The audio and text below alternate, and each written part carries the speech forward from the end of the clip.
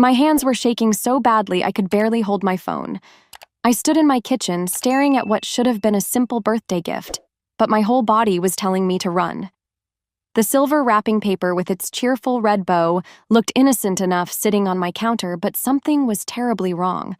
"Mom, please don't touch it," Angel whispered behind me, her voice filled with fear I'd never heard before. My 13-year-old daughter was pressed against the kitchen wall, as far away from the gift box as she could get while still being in the same room with me. I wanted to tell her she was being silly. I wanted to laugh and say it was just a present from Grandma Linda, but I couldn't. Because now that I was really looking at the box, really paying attention, I could see what Angel had seen. What I had missed completely when the delivery man handed it to me this morning. The box was moving. Not a lot. Just tiny, almost invisible movements that made my stomach drop to the floor. And there were holes. Small, carefully made holes along the sides that I hadn't noticed before. Holes that looked like they were made on purpose. Holes that something inside needed to breathe. "Angel," I said, trying to keep my voice calm even though my heart was beating so fast I thought it might explode. "How long have you known something was wrong with this box?" "Since you put it on the counter this morning," she said, her voice barely above a whisper. "I saw something move inside it when you weren't looking. Something dark. And I heard scratching." Scratching. Now that she said it, I could hear it too. Very faint, but definitely there. Like tiny claws or scales against cardboard. I took a step back from the counter, my mind racing. Linda had sent this box for my birthday. My mother-in-law, who had been acting strange lately, who had been asking weird questions about my schedule, who had looked at me with such anger during our last family dinner when Mike took my side in an argument. "What are you going to do, Mom?" Angel asked, and I could hear the trust in her voice. She believed I would know what to do. She believed I would keep us safe. But I had no idea what to do. What do you do when you realize the birthday gift sitting in your kitchen might be dangerous? When your own family might have sent you something that could hurt you? The scratching sound got a little louder, and I saw the box shift slightly on the counter. Whatever was inside was getting more active. I pulled out my phone with trembling fingers. Angel was right. Every instinct I had was screaming at me not to open that box, not to touch it, not to go anywhere near it. "I'm calling 911, I said, and Angel's face showed relief for the first time all day. As I dialed, I couldn't stop staring at the box. This morning, I had been so happy. It was my birthday. I had a loving husband, a wonderful daughter, and what I thought was a thoughtful gift from my mother-in-law. Everything seemed perfect. Now I was calling the police because I was afraid to open a present. The phone rang once, twice. 911, what's your emergency?" I opened my mouth to speak. But how do you explain this? How do you tell someone that you think your mother-in-law might have sent you something dangerous for your birthday? How do you say that without sounding crazy? "Hello? Are you there?" "Yes," I finally managed to say. "I need help.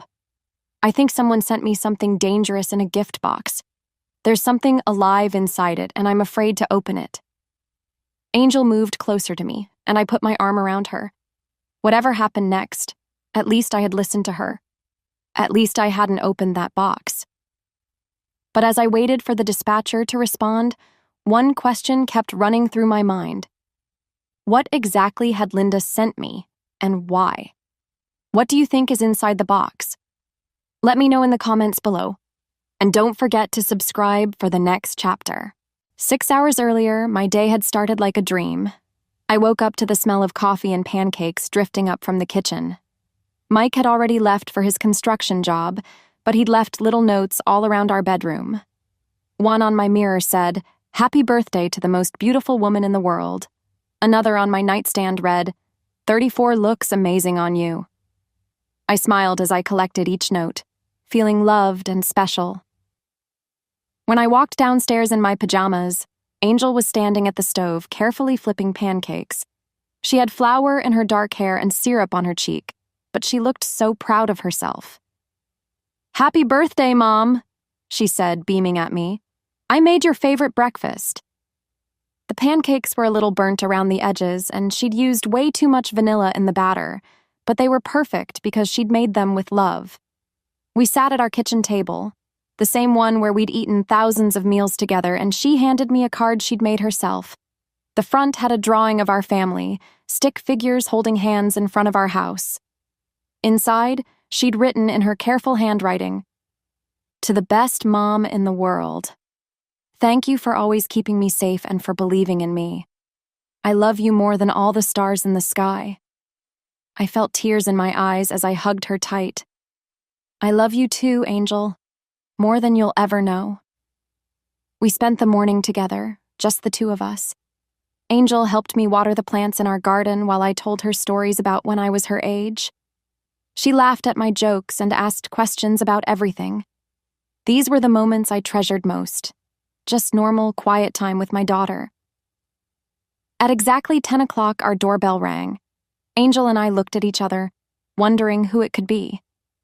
When I opened the door, a delivery man stood there holding a large box wrapped in beautiful silver paper with an elegant red bow. "Delivery for Sandra Martinez," he said with a smile. "That's me," I said, signing for the package. The box was heavier than I expected, and I had to use both hands to carry it inside. Angel followed me to the kitchen as I set it on the counter.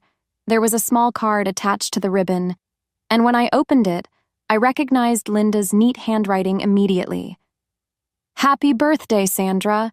I hope you enjoy this special gift. It's something I picked out just for you. Love, Linda." I felt a warm feeling in my chest. Linda and I hadn't always gotten along perfectly, especially since she'd moved closer to us after her husband died last year. Sometimes she made comments that hurt my feelings, and she had a way of making me feel like I wasn't good enough for her son.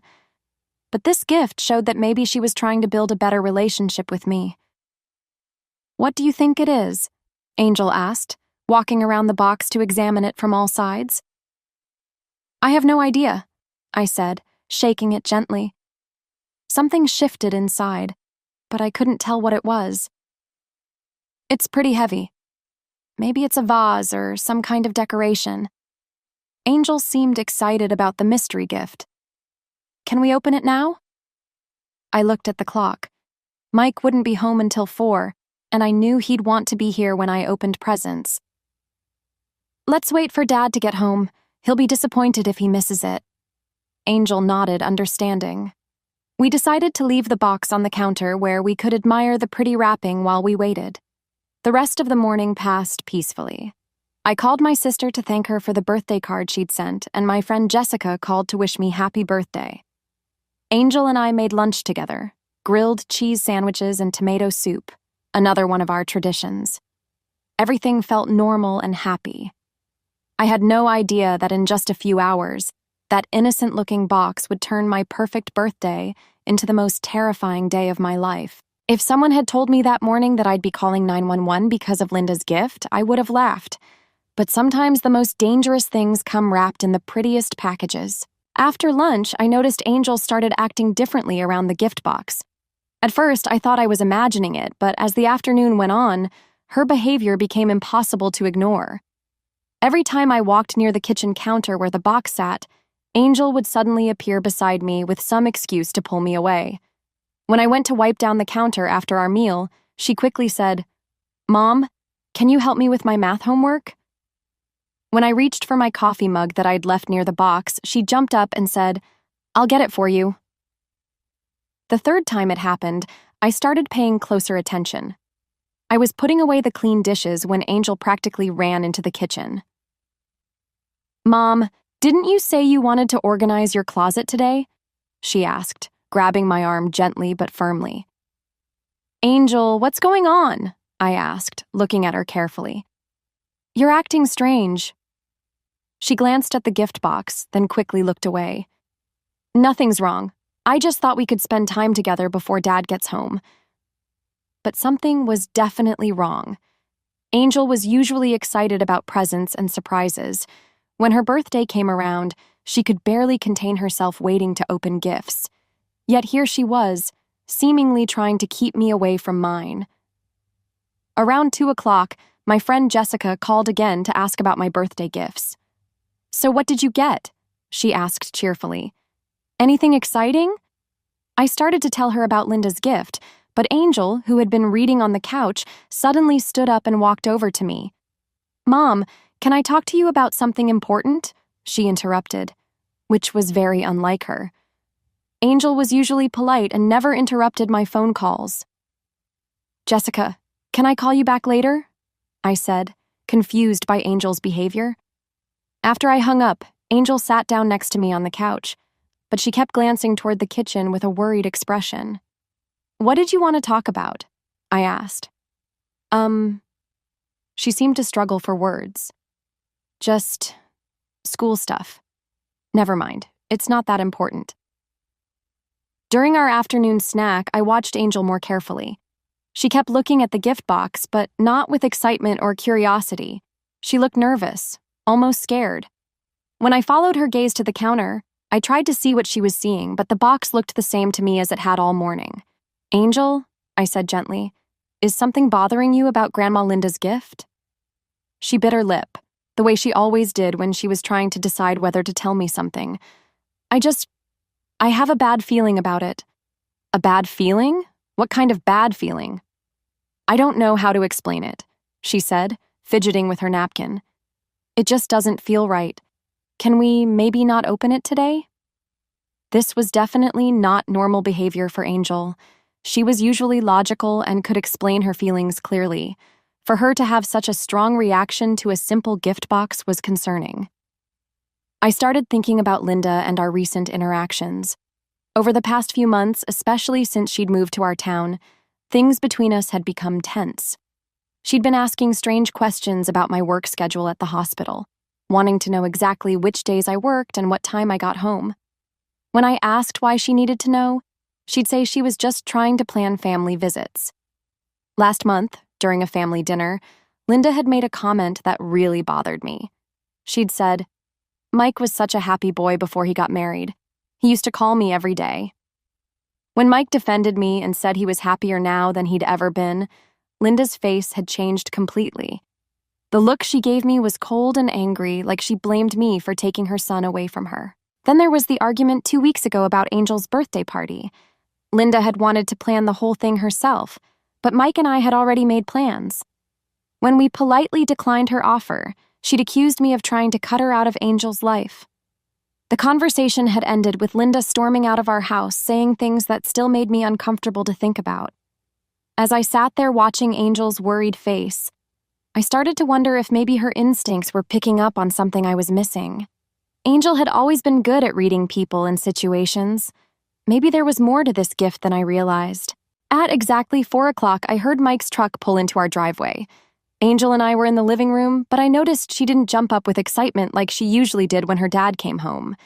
Instead, she stayed curled up on the couch, still glancing nervously toward the kitchen. "Birthday girl," Mike called out as he walked through the front door, his work boots heavy on our hardwood floor. He was covered in dust from the construction site, but his smile was bright and loving. "Ready to see what surprises the day has brought?" I kissed him hello, tasting the salt from his hard day's work. "Linda sent a gift," I said. "It's in the kitchen." "That was nice of her," Mike said, though I caught a slight hesitation in his voice. Things had been strained between him and his mother lately, too, especially after she'd criticized me in front of him one too many times. We all walked into the kitchen together, and Mike whistled appreciatively when he saw the elegant silver box with its perfect red bow. "Wow, Mom really went all out," he said. "This looks expensive." Angel hung back near the kitchen doorway while Mike and I approached the counter. I felt excited again, caught up in Mike's enthusiasm. Maybe Angel's worries were just teenage moodiness. Maybe I was overthinking Linda's recent behavior. "Okay, let's see what she got you," Mike said, rubbing his hands together. I reached for the ribbon, ready to untie the bow, when Angel's voice cut through the air like a knife. "Mom, don't open it." Mike and I both turned to look at her. She was pressed against the doorframe, her face pale and her eyes wide with fear. "Angel, what's wrong?" Mike asked, concerned. "Don't open it," she repeated, her voice stronger now. "Please, Mom, don't open it." "Why not?" I asked, my hand still hovering over the ribbon. "Can't you see it?" Angel said, pointing at the box. I looked at the box more carefully, trying to see whatever Angel was seeing. At first, everything looked normal. Beautiful silver paper, elegant red bow, Linda's card still attached. "See what, honey?" Mike asked gently. "Look closer," Angel whispered. I leaned in, examining every inch of the wrapping paper. That's when I saw them. Tiny holes, barely visible, poked along the sides of the box. They were so small I had to squint to make sure I wasn't imagining them. But they were definitely there. Deliberate holes, like someone had used a needle or a small nail to puncture the cardboard underneath the wrapping paper. "Mike," I said quietly, "look at this." He leaned in next to me and I pointed to the holes. His eyebrows furrowed as he studied them. "Those are weird," he said. "Why would there be holes in a gift box?" That's when I noticed something else, something that made my blood turn cold. The box was moving. Not obviously. Not in a way you'd notice unless you were really watching. But there was definitely movement. A slight shifting, like something inside was alive and trying to get comfortable. "Oh my God," I breathed, taking a step back from the counter. Angel moved closer to us now, vindicated that we were finally seeing what she'd been seeing all day. "I saw something dark moving inside," she whispered, through one of the holes, and I heard scratching sounds. Now that she mentioned it, I could hear it too. Very faint scratching, like tiny claws against cardboard. The sound made my skin crawl. Mike was still staring at the box, trying to process what we were seeing. Maybe it's some kind of mechanical gift, like a toy or something." But even as he said it, I could tell he didn't believe it. The movement was too organic, too random. Whatever was inside that box was alive. I thought about Linda's card. "I hope you enjoy this special gift. It's something I picked out just for you." The words took on a completely different meaning now. "We're not opening this," I said firmly, backing away from the counter. "Sandra, maybe we're overreacting," Mike started to say. "No," I said, my voice shaking. "Angel's been trying to warn me all day. Something is very wrong here." The scratching sound got louder, and I saw the box shift again. I was reaching for my phone before I even realized what I was doing. I pulled out my phone with trembling hands, but Mike grabbed my wrist gently before I could dial. "Sandra, wait," he said, his voice trying to stay calm. "Let's think about this for a minute. Maybe there's a logical explanation." "A logical explanation for what?" I asked, my voice rising. "For your mother sending me a box with holes in it that's moving and making scratching sounds?" Angel stepped closer to us, her young face serious beyond her years. "Dad, I've been watching this box all day. Something dangerous is inside it. I can feel it." Mike looked between Angel and me, then back at the box. I could see him struggling between his natural tendency to trust people and the evidence right in front of his eyes. The box shifted again, more noticeably this time, and we all heard the scratching sound clearly. "Okay," Mike said slowly. "That's definitely not normal." I started thinking about Linda's behavior over the past few months, and suddenly everything began to make horrible sense. The strange questions about my work schedule weren't innocent curiosity. She'd been asking specifically about when I'd be home alone, when Angel would be at school, when Mike would be at work. "Mike," I said, my voice barely above a whisper, "remember last month when your mom asked me about allergies? She wanted to know if any of us were allergic to anything specific." His face went pale. "I remember. She said she was thinking about getting you something special for your birthday. And remember the argument we had 2 weeks ago?" I continued, the pieces falling into place in my mind. When she accused me of stealing you away from her? The look on her face when you defended me? Angel was listening to every word, her eyes wide. What did she say exactly, Mom? I closed my eyes, remembering Linda's angry words. She said I had ruined her family, that I had taken her son away and turned him against her. She said I would regret the day I married into her family. Mike ran his hands through his hair, looking sick. I thought she was just upset. I thought she'd get over it.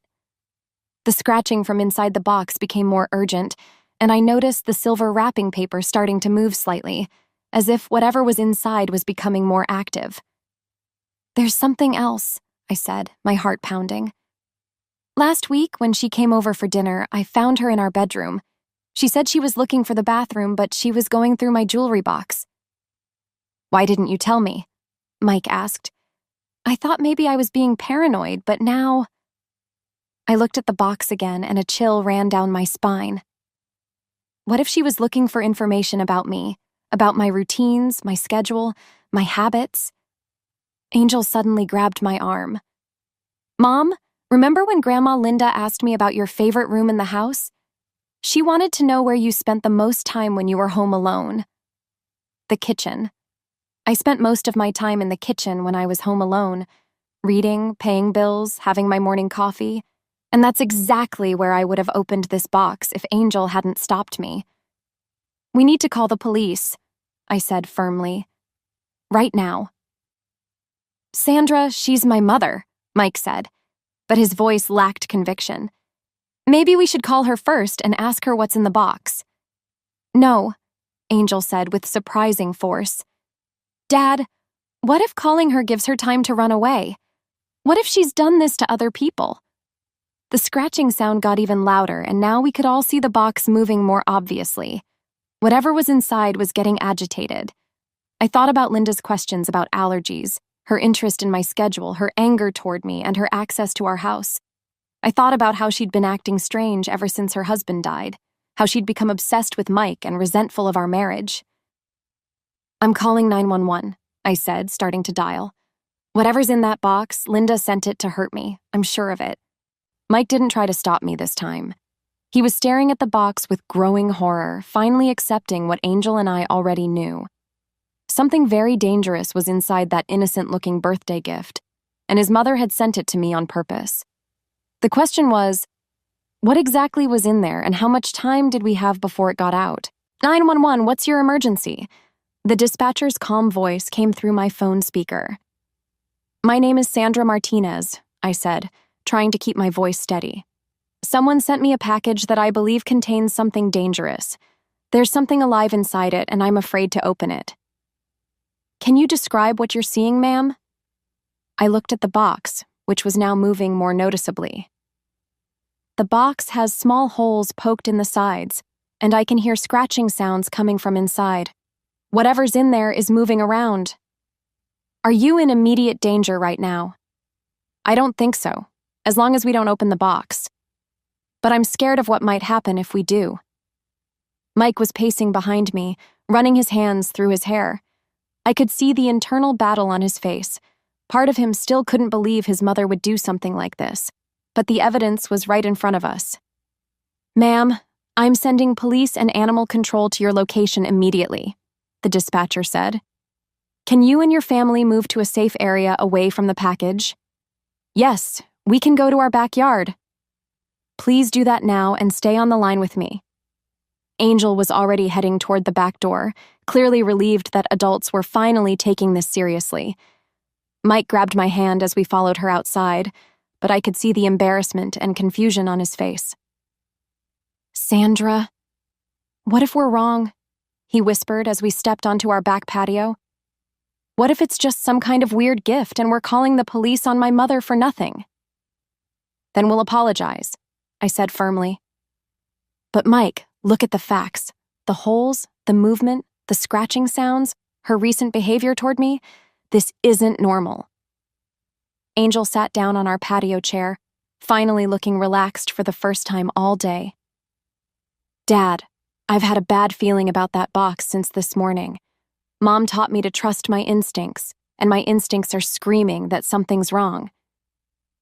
The dispatcher kept us on the line, asking questions about Linda and our relationship with her. I explained about the recent arguments, her strange questions about my schedule, and her increasing hostility toward me since her husband's death. Within 15 minutes, we heard sirens approaching our house. 2 police cars and an animal control van pulled up in front of our home. I felt a mixture of relief and terror. Relief that help was here, but terror about what they might find. A tall police officer with kind eyes approached us in the backyard. "Mrs. Martinez, I'm Detective Rodriguez. Can you tell me exactly what's been happening?" I explained everything from the beginning. The gift delivery, Angel's strange behavior, the holes in the box, the movement and scratching sounds. Detective Rodriguez listened carefully, taking notes and asking detailed questions about Linda. "Has your mother-in-law ever threatened you directly?" he asked Mike. Mike looked uncomfortable. "Not exactly threatened, but she's made some concerning comments. She's been angry about our marriage and has accused Sandra of taking me away from her." Meanwhile, the animal control officers were suiting up in protective gear. They had thick gloves, face shields, and what looked like specialized equipment for handling dangerous animals. "What do you think is in there?" I asked one of the officers. "Could be anything, ma'am," he replied. "We've seen cases where people send venomous snakes, poisonous spiders, even aggressive rodents. We're prepared for various possibilities." Detective Rodriguez continued questioning us while the animal control team entered our house. "When was the last time you spoke with Linda Hartwell?" 3 days ago, Mike answered. "She called to ask what time Sandra would be home from work today." My blood ran cold. "She specifically asked about today?" "Yeah, she said she wanted to make sure you'd be home to receive your birthday surprise." Detective Rodriguez and I exchanged a look. This was clearly planned. Linda had timed the delivery for when she knew I'd be home, probably expecting me to open it immediately. Through our kitchen window, we could see the animal control officers approaching the box with extreme caution. They had some kind of containment unit ready.